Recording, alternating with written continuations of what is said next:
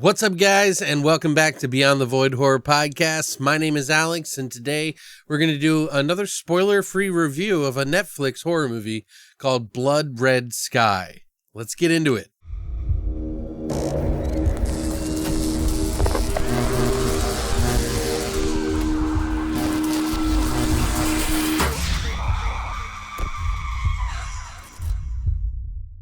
So another horror movie from Netflix, huh? What do we think about this one? Well, I gotta say, I wasn't blown away by this movie, but I still think it's pretty damn good and worth a watch. This is a German film that has actually been picked up by Netflix, I'm sure, to put on their streaming service, or maybe they funded it. I'm not 100% sure here. Peter Thorwarth is the writer and director of this film. He has a little bit of help from Stefan Holtz. They've worked on many projects together in the past, including one big one called Bang Boom Bang, which is sort of a crime thriller comedy thing. I'm not familiar with any of his works other than this, so this is all new to me. So what is Blood Red Sky? It's about a woman who has a mysterious illness, and her son are going on a trip from wherever they are to New York. And you soon find out that nighttime is a very important thing for her, and that this strange illness makes her do certain things that kind of make you question what's really going on. If you've seen the trailer, you know what this illness is. It's really not that much of a spoiler, but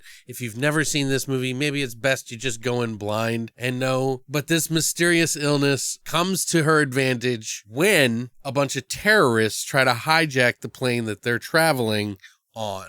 Now, if you don't want anything spoiled, I mean, that's the smallest spoiler I'm going to tell you is basically in the trailer. So if you haven't even seen the trailer and you don't want to know anything about it and you just want to go in blind, then maybe this isn't the review for you. But all I'll say is that this movie in the trailer alludes to vampirism. So it is sort of a vampires on a plane movie, but not as silly. The lead mother role is played by Perry Baumeister, who is no stranger to acting, and I think she does actually quite the phenomenal performance for this movie.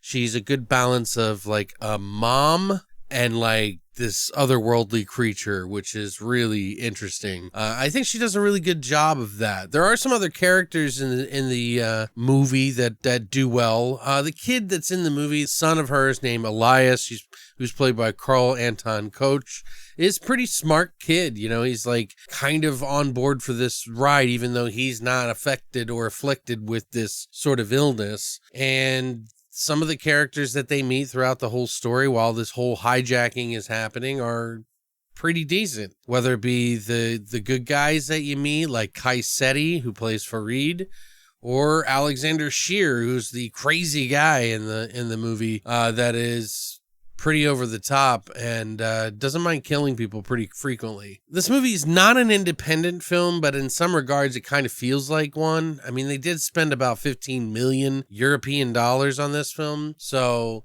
while I think this is a mainstream movie, the acting is not perfect everywhere. The first half of this movie is going to be just, you're going to love it. The second half is going to kind of where it's going to divide a lot of people. I think the story is interesting enough and unique enough that, you know, seeing a mom deal with this and like actually have to fight off all these bad guys is kind of an interesting watch. So even if the acting isn't like amazing for every single character and every single actor, she still does a good enough job that it is interesting enough, and the story is already pretty interesting enough as is. So is it going to be the greatest movie I've ever seen? No, it definitely is not. I'm not even a vampire fan, but I still enjoyed this movie because it just has something a little bit more. Now, I feel like the mom and the son could have probably had a little bit of a closer relationship. They do a pretty decent job of that in the beginning, but towards the end, everything kind of feels a little lackluster as she sort of gambles with like the risk of her son's life and other characters in the movie. But you know, even still, for a small little area like this movie, they make it work pretty well, and it was enjoyable. There is some gore. There is some things in the movie that are kind of practical effects and stuff. Some of the characters that, that die or don't die, some of the situations they get themselves in that make things worse, kind of get it a little annoying. So it isn't a perfect film, but I definitely still think it's worth a watch. I mean, there's going to be some people that probably think this movie is like a 9 out of 10, I bet. And there's going to be some people that think it's just really shitty acting or whatever. But I'm somewhere in between. I feel like this movie deserves some credit for being original a little bit, about a mom and the son. There's even a couple of scenes in the movie where it shows her raising this kid through this process, which I thought was really good, and how she gets this illness and everything like that, which is also a very interesting piece that they flash back on in this movie while you're watching it. So it kind of fills you in on some of the gaps and things like that. But still, the last half is kind of where it is a mixed bag of results, and it feels a little rushed in some areas, but it also does something a little bit different in the end, which isn't exactly plausible, but this kid is pretty smart, so who knows, maybe he could or could not pull off what happens by the end of the movie. I thought it was a little silly, but I still kind of liked it. I don't know what it is. Like, this is one that I wouldn't mind owning at some point in time. If I could find it on the shelf for cheap or something like that, I'd watch it again. I think it's pretty fun, actually, but I would still only give this movie a 7 out of 10. It's got a lot of potential in a lot of different areas, but it doesn't quite pull through with every single one of them. So while it over exceeds my expectations in some departments, it underperforms them in other departments as well. And for the entire length of the movie, it does kind of waver towards the end. So for that, I will give this movie a 7 out of 10. But I still think 7s are good numbers, and those are definitely valuable movies to see, and who knows, maybe you'll feel it's an 8, maybe you'll feel it's a 9. You never really know, unless you know me and my taste, and that perhaps it could be lower. It just depends on what you like. I'm not big on vampire movies, but I've been coming around to them a lot lately, because if you've been listening to the podcast, we've done a lot of vampire movies lately. And if you haven't listened, you should be listening, because we've